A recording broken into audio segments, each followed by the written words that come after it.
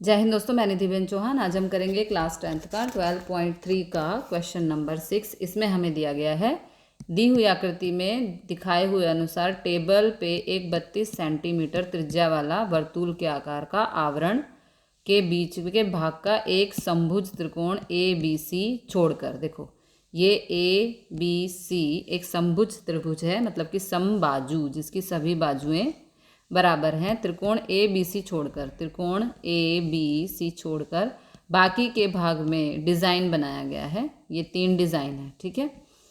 और इस जो डिज़ाइन है उसका हमें क्षेत्रफल यहाँ पर फाइंड करना है, ठीक है।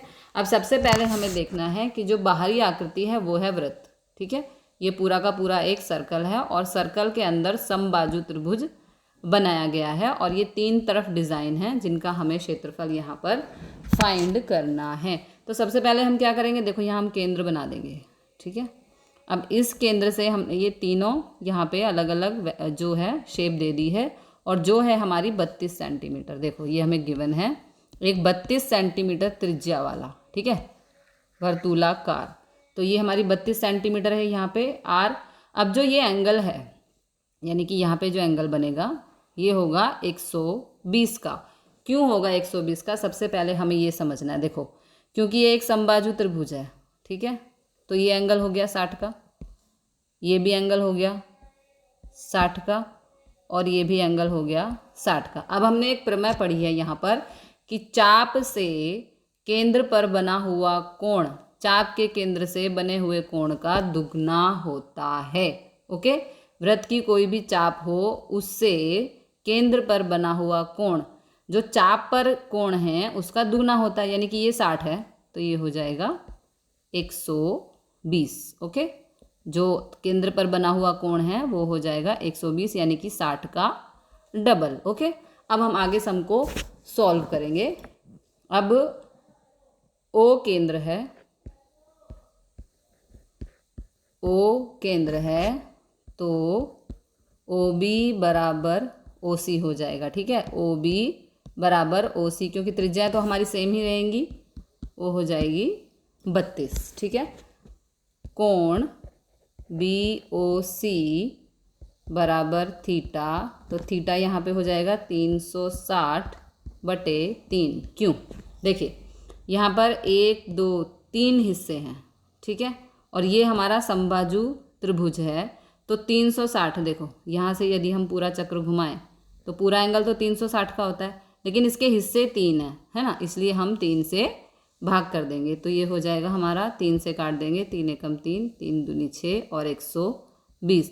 अब दो तरह से ये एंगल हमारा 120 आ चुका है। कैसे कि चाप से केंद्र पर बना हुआ कोण चाप के केंद्र से डबल होता है, मतलब कोण से, ठीक है। तो ये 60 था तो ये 120 हो गया। और यदि हमने अब फाइंड किया, क्योंकि इसके 3 हिस्से हैं तो 3 हिस्से हैं तो 3 से 360 को कर दो भाग तो भी हमारा आ गया 120, यानी कि दोनों तरीकों से जो केंद्र पे बना हुआ कोण है वो हमारा आ रहा है 120। ओके, तो ये हमारा एंगल भी आ गया यहाँ पर। अब लघु वृत्तांश OBPC, देखो ये OBPC यहाँ पर लघु वृत्तांश है तो इसका क्षेत्रफल हम फाइंड करेंगे।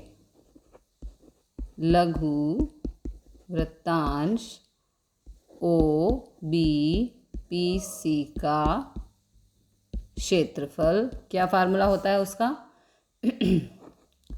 θ/360 इंटू πr²।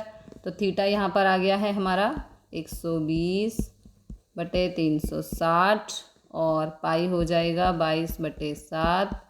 आर है यहाँ पर 32 × 32। ओके, 0 से 0 कैंसिल, 12 एकम 12, 12 24, 12 36। तो यहाँ पर आ गया हमारा 1/3 गुणा 22/7 गुणा 32 को 32 से गुणा करेंगे तो हमारा आंसर आएगा 1024।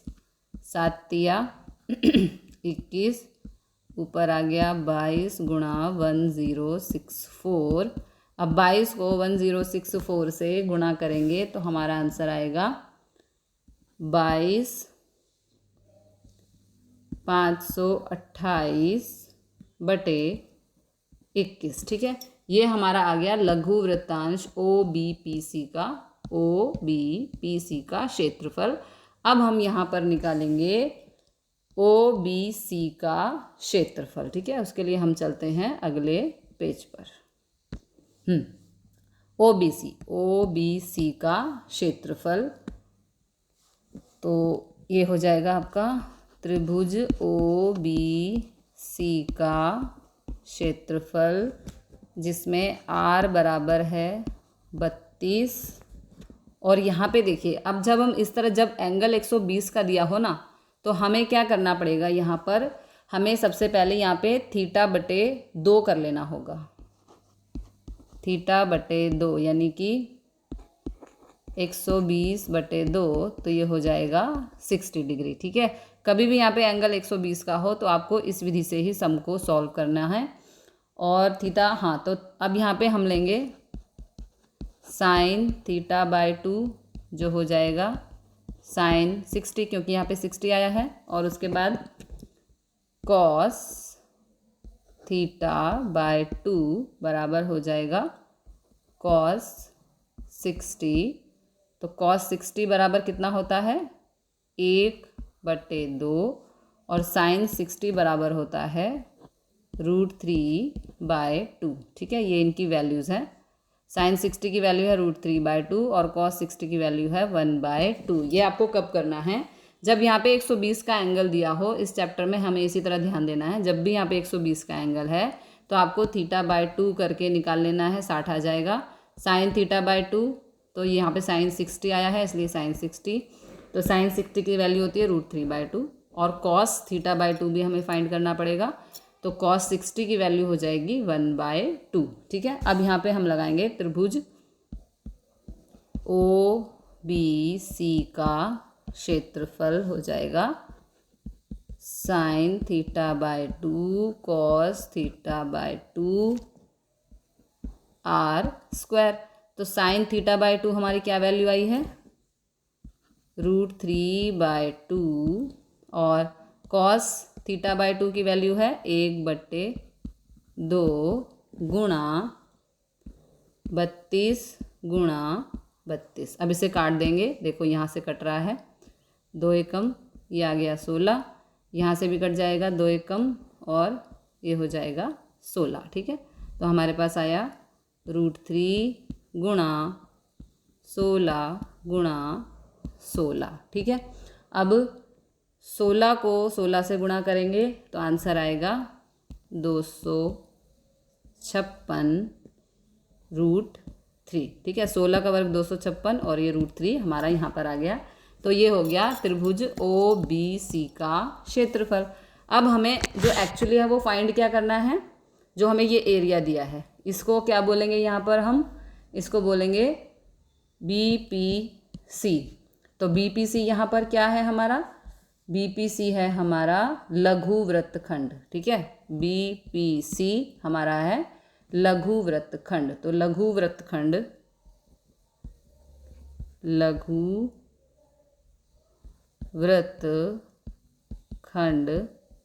BPC, देखो BPC का क्षेत्रफल, यही हमें फाइंड करना है ना। तो क्या हो जाएगा वो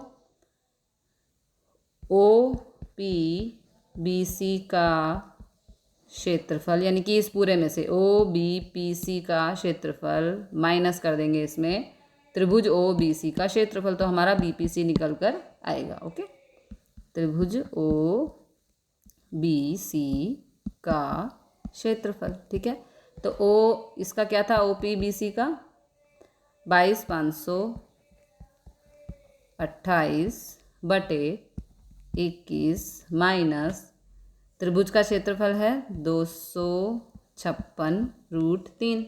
ठीक है, तो अब इसको हम आगे सॉल्व नहीं कर सकते। अब जो तीनों डिज़ाइंस हैं, 3 डिज़ाइंस हैं ना, देखो अब पिछले पेज पे बढ़ जाते हैं, 1 2 3 डिज़ाइंस हैं हमारे, है ना। तो 3 डिज़ाइंस हैं, इसलिए इस एरिया को हम कर देंगे 3 से गुणा। ओके, बिकॉज ये 1 का क्षेत्रफल है, हमें निकालना है 3 का, तो इसलिए हम 3 से कर देंगे गुणा। ठीक है, अब देखो पहले 3 से इसको काट देंगे, बिकॉज यहाँ तो कटने के लिए कुछ है नहीं। तो 3 एकम 3, 3 सत्ते 21, ये आ गया हमारा 22,528/7, ठीक है। माइनस, अब इस 3 से इसको भी तो सॉल्व करना है, बिकॉज बीच में माइनस है तो अलग अलग सॉल्व होंगे। 3 इस नंबर से भी गुणा हो रहा है और 3 इस नंबर से भी, तो यहाँ 3 से 256 को कर देंगे हम गुणा। तो 3 को 256 से गुणा करेंगे तो आंसर आएगा 768√3। ओके, ये आ गया हमारा 3 डिज़ाइंस का क्षेत्रफल, 3 डिज़ाइन का क्षेत्रफल। ओके, अगला क्वेश्चन देखते हैं।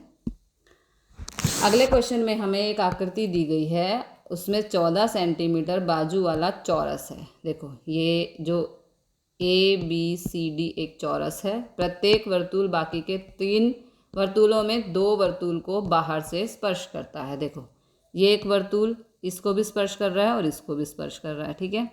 तो केंद्र वाले 4 वर्तुल बनाए हैं। दर्शावेल रंगीन प्रदेश, हमें इस एरिया का क्षेत्रफल फाइंड करना है, ठीक है। तो सबसे पहले यहाँ पर देखो, हमें दिया गया है 14 सेंटीमीटर बाजू किसकी है, ये जो चौरस है ABCD, ठीक है, ये एक चौरस है और इसकी बाजू हमें दी गई है 14 सेंटीमीटर।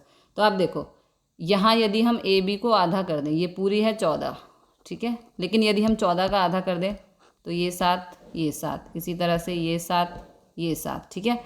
सभी अब जो ये वृत्त का चतुर्थांश है, ये इस वृत्त का चौथा हिस्सा है, ठीक है।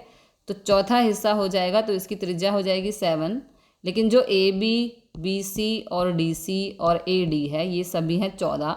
तो 14 का हमने आधा कर दिया, क्योंकि आधा हिस्सा इधर जा रहा है, आधा हिस्सा इधर जा रहा है, ठीक है। तो आधा हिस्सा यानी कि 14 का आधा कितना हो जाएगा, 7। तो ये हो जाएगी इस चतुर्थांश की त्रिज्या, यानी कि 7 हो जाएगी हमारी यहाँ पर चतुर्थांश की त्रिज्या। तो चलिए सम को सॉल्व करना शुरू करते हैं। सबसे पहले यहाँ पर जो हमारा चौरस है उसका हम निकालेंगे क्षेत्रफल। चौरस का क्षेत्रफल होता है बाजू का वर्ग, ठीक है। तो बाजू कितनी है उसकी, 14 का वर्ग यानी कि 196। ओके, ये हो गया आपका 14 का मतलब वर्ग का क्षेत्रफल। अब जो यहाँ पे चतुर्थांश है, चतुर्थांश, उसकी त्रिज्या कितनी आई है, 7। सिंपल, त्रिज्या, चतुर्थांश की त्रिज्या आई है 7। तो यहाँ पे हम 4 चतुर्थांश का क्षेत्रफल फाइंड करेंगे। 4 चतुर्थांश का क्षेत्रफल, ठीक है। 4 का है तो इसलिए 4 गुणा, चतुर्थांश किसे कहते हैं, 1/4, ठीक है। चतुर्थांश कहते हैं 1/4, और किसके चतुर्थांश हैं वो, वृत्त के। तो वृत्त का क्षेत्रफल क्या होता है, πr², ठीक है। 4 चतुर्थांश हैं इसलिए 4 चतुर्थांश हैं इसलिए 1/4, और किसके चतुर्थांश हैं वो, वृत्त के। तो वृत्त का क्षेत्रफल आ जाएगा πr²। 4 से 4 कट, क्या बचा, πr²। तो पाई के लिए 22/7, r है यहाँ पे 7 गुणा 7, 7 से 7 कट, 22 को 7 से गुणा करेंगे तो आंसर आएगा 154। ओके, आगे के लिए अगले पेज पर चलते हैं, ठीक है। अब हमने यहाँ पे वर्ग का भी फार्मूला निकाल लिया, यानी कि चौरस का, और चतुर्थांश का भी निकाल लिया। अब हमें ये रंगीन जो है प्रदेश, इसका क्षेत्रफल फाइंड करना है। तो इसके लिए हम क्या करेंगे, चौरस के एरिया में से चतुर्थांश के एरिया को कर देंगे माइनस। बहुत ही सिंपल सम है, ठीक है। रंगीन प्रदेश का क्षेत्रफल क्या होगा, चौरस का क्षेत्रफल माइनस चतुर्थांश का क्षेत्रफल। तो चौरस का क्षेत्रफल आया था 196, चतुर्थांश का क्षेत्रफल आया था 154। तो यहाँ पे हम कर देंगे माइनस, तो हमारा आंसर आएगा 42 सेंटीमीटर स्क्वायर। तो ये हो गया हमारा रंगीन प्रदेश का क्षेत्रफल। बहुत ही सिंपल सम था।